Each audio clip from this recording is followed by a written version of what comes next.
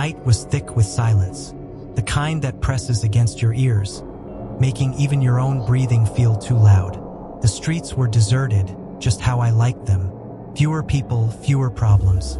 But as my phone buzzed with a ride request, an uneasy chill prickled at the back of my neck. Pickup location: convenience store, 2.4 miles away. At first, nothing seemed out of the ordinary, just another late-night passenger. But as I neared the destination, a strange feeling clawed at my stomach, a low, sinking dread. My headlights sliced through the darkness, illuminating the store. It was closed. Not just closed, but completely lifeless. No employees locking up. No last-minute customers rushing out.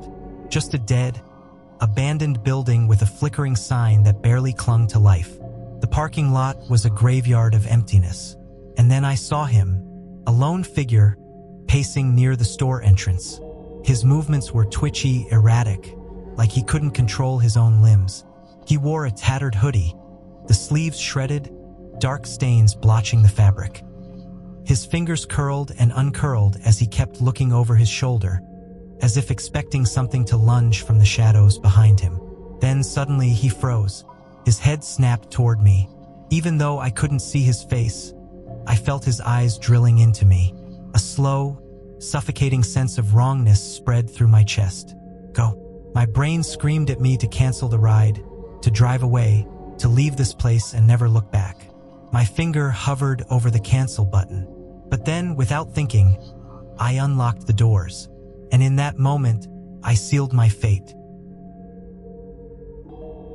The door swung open, slow and deliberate, like it had all the time in the world. He slid into the back seat without a word. No greeting, no small talk, just dead silence. The moment the door shut, a weight settled in the air, thick and suffocating. The hairs on the back of my neck stood up. The car suddenly felt smaller, like the space between us had closed in. I could smell him now, a rancid mix of sweat, damp clothes, and something sharp, like rusted metal. I hit the start ride button, but my fingers hesitated over the wheel. Something about him felt off. I glanced in the rearview mirror. He was staring at me. Not out the window. Not at his phone. At me. His face was partially shadowed by the hood, but I could see enough to make my skin crawl.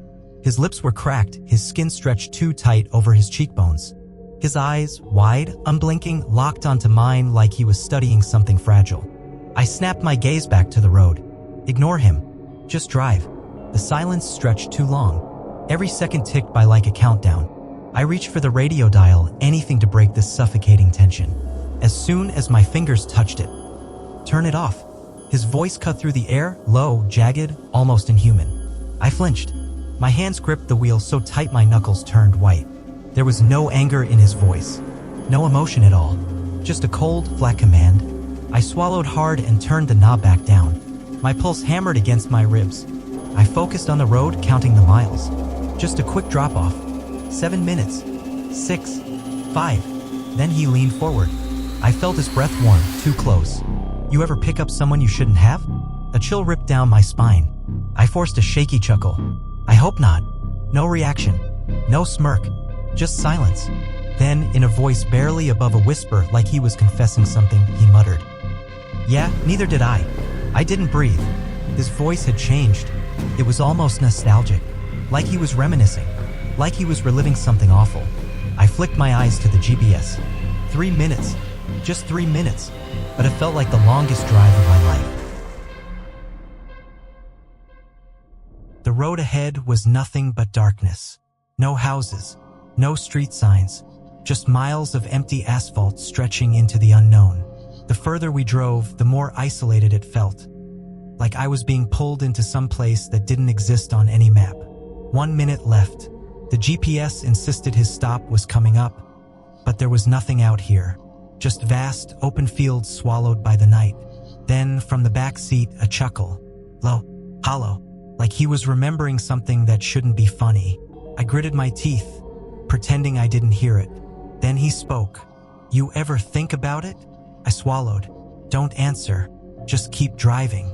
How easy it is to hurt someone when they don't even see it coming. The words coiled around me, cold and suffocating. I didn't respond. Couldn't. My hands were cemented to the wheel, my knuckles turning white. Then suddenly he started muttering under his breath. At first it was just disjointed words, nonsense. But then I heard it. "I'm sorry." He said it again and again. "I didn't mean to. I didn't mean to. I'm sorry." His voice was shaking now, frantic and uneven. I risked a glance in the rearview mirror. He was rocking slightly, fingers gripping his knees so tight I thought his nails might dig through his skin. His lips moved, whispering those same words over and over, like a broken record stuck on its final track. Then his head snapped up, his eyes met mine, and for the first time I saw everything.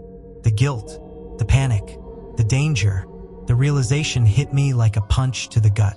Whatever he had done, it had been recent, and I was the one driving him away from it.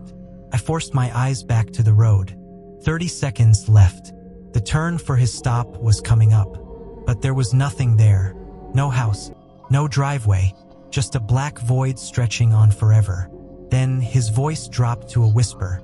"I think you should pull over." A chill shot through me. I wasn't stopping.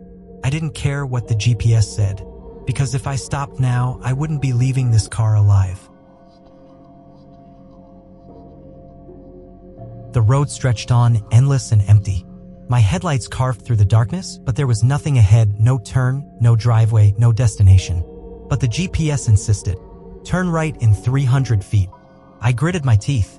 There was no right turn, just open fields and shadows swallowing the road. Then his voice. "You missed it." Low, almost teasing. A chill slithered down my spine. I forced myself to glance in the mirror. He was smiling. Not wide, not exaggerated. Just a thin, knowing curve of his lips, like he had been waiting for this moment. "Pull over."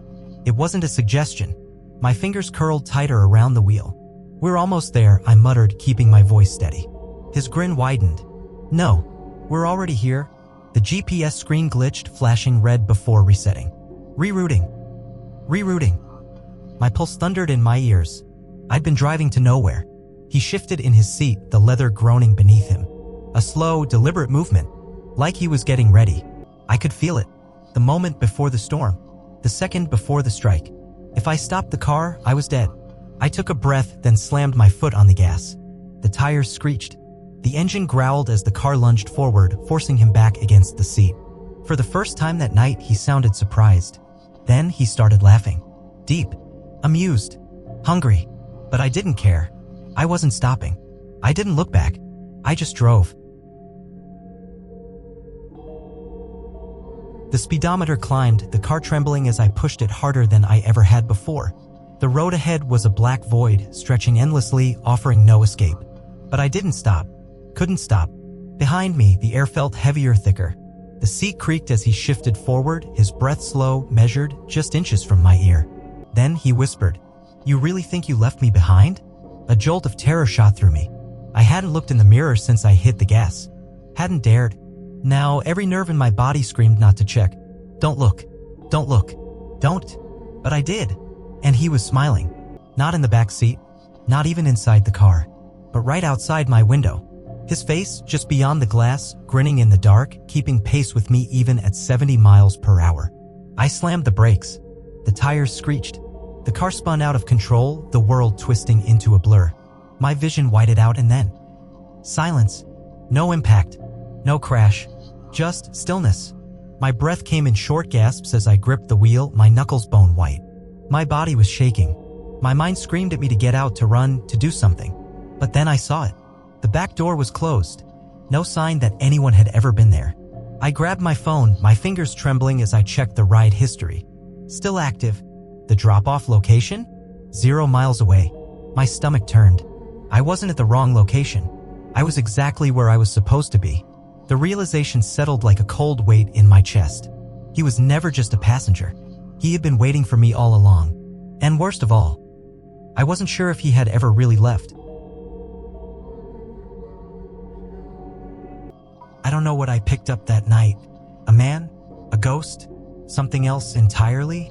But I do know this. If your gut tells you to drive away, listen. If something doesn't feel right, it isn't. And if you ever hear someone whisper, "You missed the turn," don't look in the mirror. because you might not like what's looking back.